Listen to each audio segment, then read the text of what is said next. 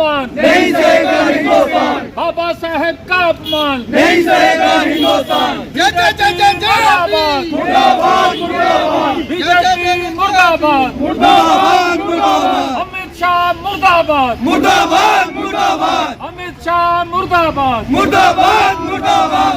महापुरुषों का अपमान नहीं सहेगा हिंदुस्तान, डॉक्टर B.R. अम्बेडकर का अपमान नहीं सहेगा हिंदुस्तान, बाबा साहब का अपमान नहीं सहेगा हिंदुस्तान। बीजेपी हाय हाय बीजेपी हाय हाय। ये प्रोटेस्ट जो पिछले 5-7 दिन से लगातार जो है हो रहा है।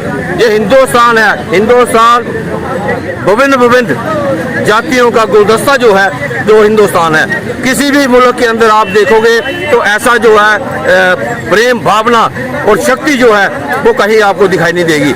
ये अमित शाह जी ने पिछले दिनों में संसद भवन के अंदर बाबा भीमराव अंबेडकर जी का जो अपमान किया है, तो वो हमारे हिंदुस्तान का हर बशर जो है वो इसकी बर्तरसना करता है। और हम चाहते हैं कि अमित शाह जी को वहाँ पे माफ़ी मांगनी चाहिए, तो जहाँ तो हिंदुस्तान की पार्लियामेंट जो है वो उनका इस्तीफा जो है वो लेना चाहिए। हम चाहते हैं कि भारत की अर्थव्यवस्था की ओर ध्यान दें, भारत के नौजवानों की तरफ ध्यान दें, एम्प्लॉयमेंट की तरफ ध्यान दें, लोगों को खुशहाल रखने के लिए करें, इंडस्ट्री के लिए करें, अगर एग्रीकल्चर के लिए करें, किसानों के लिए सोचें।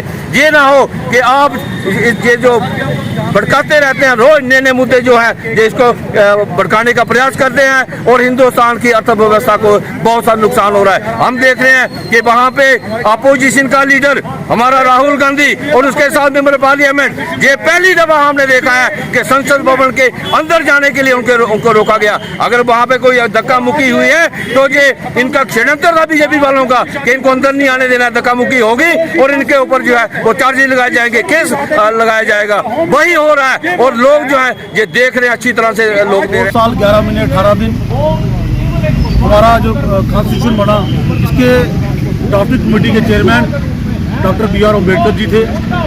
और आज जो पूरा देश है वो संविधान पे चलता है, उसी के चलते आज भाजपा की सरकार जो है, और बड़े शर्म की बात है जो होम मिनिस्टर जी कहते हैं कि अम्बेडकर आजकल फैशन हो गया है।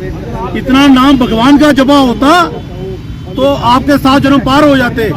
तो हम ये कहना चाहते हैं कि जितना नाम आपने मोदी जी का जपा, अंडानी जी का जपा, अंबानी जी का जपा, उतना नाम अगर आपने अम्बेडकर जी का जपा होता तो आज देश के हालात कुछ और होते।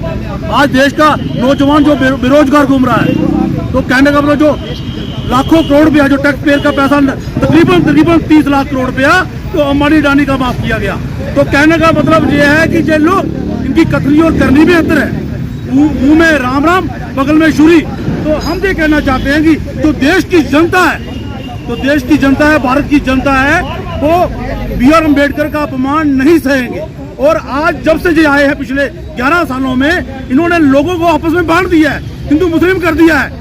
और हम साफ तौर पर ये कहना चाहते हैं कि जब तक अमित शाह जी माफी नहीं मांगेंगे, कांग्रेस जो है वो अपना प्रोटेस्ट जो है गली कूचे रोडों पर जारी रखेगी। जैसे कि हमने देखा कि किस प्रकार से संसद को एक तो जो मेन मुद्दे हैं उससे भटकाने का प्रयास इस सरकार के द्वारा किया जा रहा है, और दूसरी ओर हमारे जो महापुरुष हैं जिन्होंने इस देश के लिए अपना योगदान दिया है उनका अपमान किया जा रहा है। पिछले दिनों हमने देखा कि किस प्रकार से माननीय गृह मंत्री जी द्वारा ये एक स्टेटमेंट दी जाती है कि ये जो अम्बेडकर एक फैशन बन गया है। मैं बोलना चाहता हूँ अमित शाह जी से कि अगर आपको लगता है कि ये फैशन बना हुआ है तो मैं आपको ये बताना चाहता हूँ, आईना दिखाना चाहता हूँ कि इसी फैशन के चलते आज आप संसद में खड़े हो, आज आपकी सरकार संसद से बात करती है। आज अगर आप कहते हो कि हमारा देश विकसित है तो इसी संविधान, इसी जो फैशन जिसको हमने बोला फैशन है, उन्हीं के द्वारा बनाया गया जो संविधान है उसके चलते आज हम विकसित देश की बात करते हैं। और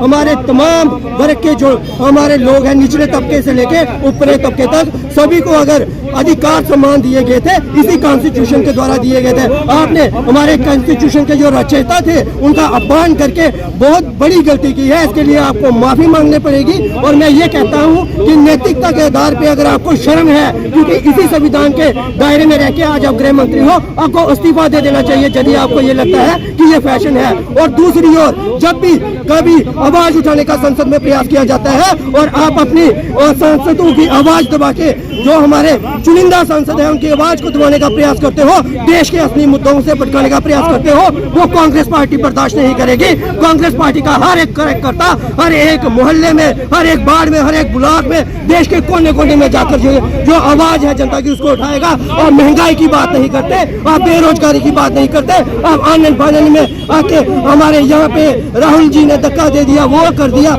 ये सिर्फ जनता को भड़काने का प्रयास, और जनता हमारी समझदार है। आने वाले दिनों में इनको मुंह तोड़ जवाब दिया जाएगा। जय हिंद।